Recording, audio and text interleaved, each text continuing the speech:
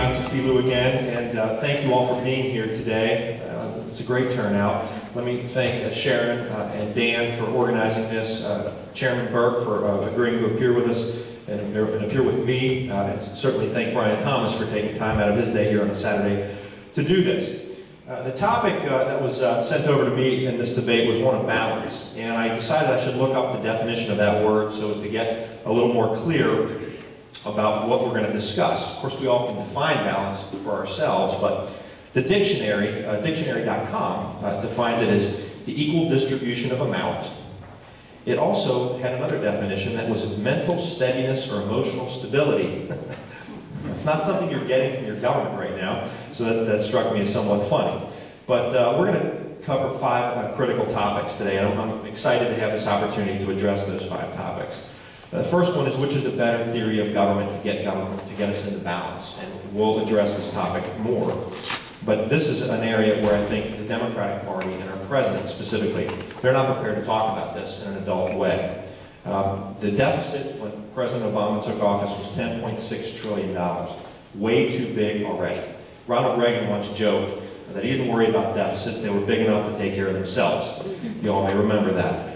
But the deficit today has been increased by $5 trillion more on President Obama's watch. It's $14.9 trillion and growing. The president's added $5 trillion in his first 2 years in office. These are staggering numbers that could sink the country. The better first question for us is, what is the better theory? The theory is to begin having an adult conversation with the American people about cutting the size and scope of government in real and dramatic ways. Next question that I think is going to be covered today is, how do we achieve balance at the local level? The answer for me is pretty simple: elect Republicans. We can achieve balance at the local level by saying no to certain things. We should say no to a wasteful streetcar in the city of Cincinnati. We should say no to property tax increases. We're taxed way too much already. We should say no to things like taxes on stock options that are being contemplated by some of our friends on the Democratic side running for Cincinnati City Council. We should pass Issue 2 and enact the reasonable reforms in Senate Bill 5 to bring this balance back to some order. After that, I think our third topic today is going to be to discuss Issue 2, Senate Bill 5. I think we've got about 4 or 5 minutes each in the agenda on that topic. I know we could probably do an entire debate on that, and those debates have occurred across the state, and I look forward to being heard a little bit on that question. The fourth topic we'll cover will be this healthcare freedom amendment and how it affects balance in Ohio. In the healthcare debate, in the healthcare freedom debate, balance takes a new meaning in my mind. The balance here is between one of personal liberty and government intrusion into the most important decisions you have to make. It's a careful balance. We believe, certainly, that Issue 3 and passing the healthcare freedom amendment will bring some balance back to allowing people to make personal decisions without an individual mandate imposed upon them from the federal government. The last issue we'll discuss, the fifth topic we'll discuss, and one is voting rights and access to the ballot. I'm looking most forward to this topic. Mr. Burke and I both serve on the Board of Elections, and although very respectful, but we occasionally certainly have differences on this topic. And it seems to me that in the last several months, our friends on the Democratic side have politicized this issue, and I look forward to addressing those considerations head on with Chairman Burke. So those are the issues we're going to discuss. I think you'll hear and see that there's a distinct difference between the parties in the United States, and that's appropriate. People ought to have a choice, and they ought to listen to the facts. And an event like this is critically important to that, because it gives anyone who wants to come out and listen an opportunity to hear those competing visions. And then on Tuesday morning at 6:30 a.m., the polls will open for 13 hours, and you'll have a chance to go and cast your ballot if you haven't cast it already. So again, thanks for the opportunity. I look forward to the debate.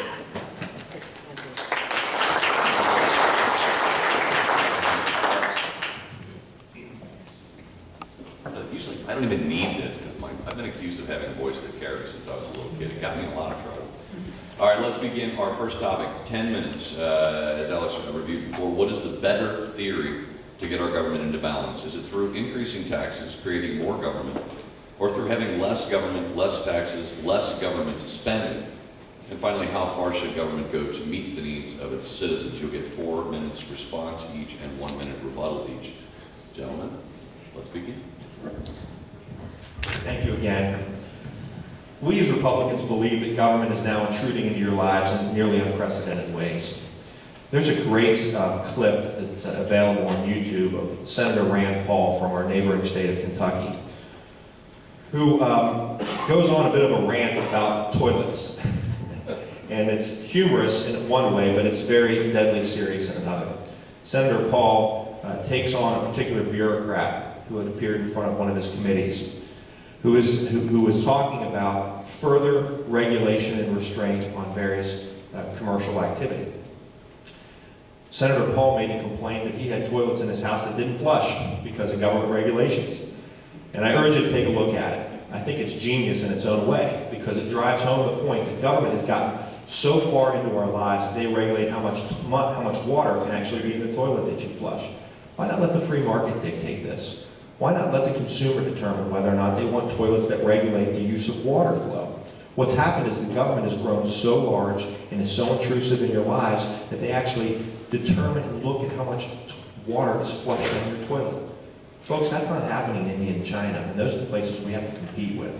So we believe certainly that less government and finding ways to eliminate some of these burdensome regulations, like how much water goes into your toilet or what kind of light bulb you can use, is the right answer for bringing balance into government. On the question of taxes, part of this topic as well, certainly people have had enough. There should be responsible taxation. It's an important part of how we govern ourselves, no question about that. I can tell you that the Republican Party in Hamilton County did support 2 tax levies in this election cycle, and we got a little bit of grief from that from some quarters. But we have 2 tax levies on the ballot in Hamilton County that are reductions and renewals. They're necessary to provide a social safety net. They're necessary to the basic and fundamental operation of government. So we're not against every single tax that's ever been proposed, but we're certainly against an increase in taxes, like the things that you've seen proposed at City Hall, which will be increasing your property taxes if you live in a neighborhood like this one in the city of Cincinnati, or if you have stock options and you work at Procter & Gamble or Duke Energy, one of the other companies downtown.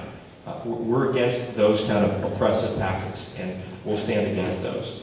I'll also tell you that your Hamilton County government, and frankly, there was a Democrat who was on the commission, supported many of these cuts, but I'll tell you that your Hamilton County government has shrunk by $60 million in the last 5 years. $60 million have been cut from the county government budget. Have you all noticed a difference in the level of service that you're receiving from the Hamilton County government? Now listen, there are places that have been cut. If you want to transfer an auto title now, you can't do it in Glenway. They have to shut that office down. You have to go downtown. Those are the sacrifices you have to make. But again, $60 million. My guess is, and I'm not going to do a show of hands, but a lot of you probably haven't really noticed that your local government has cut $60 million in the last 5 years. We're to spending levels that are like they were 10 years ago. Our federal government needs to do the exact same thing. And they're able to print money at the federal government level. At the state and local level, we're not. So we believe we've overspent for a generation in this country, and it's time to bring balance by cutting the size of government and cutting taxes and spending.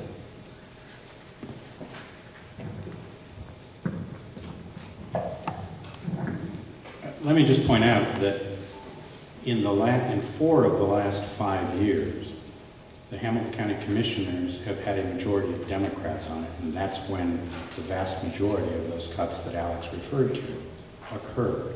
So let's not suggest for a moment that only Republicans cut spending.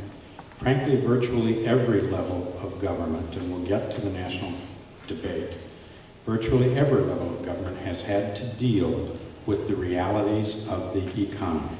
The city of Cincinnati, which has generally been a Democratic majority on council, has equally had to cut taxes, and we have felt the impact of the cutting of spending in City Hall, with our parks being less maintained, our swimming pools not being opened nearly as much as the swimming pools out in many of your suburban communities are, with our fire stations being browned out from time to time while we still attempt to deliver an adequate level of services. But that's the reality of having to deal with the economic climate we all find ourselves in.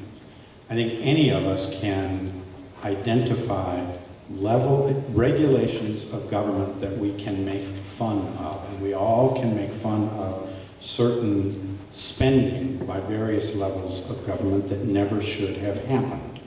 And those need to be dealt with and addressed. That doesn't mean that every governmental regulation is wrong, or there aren't places where we actually need more governmental regulation than we have today. We still need government to be in a position to provide services to people and to provide the protections that we need in this environment.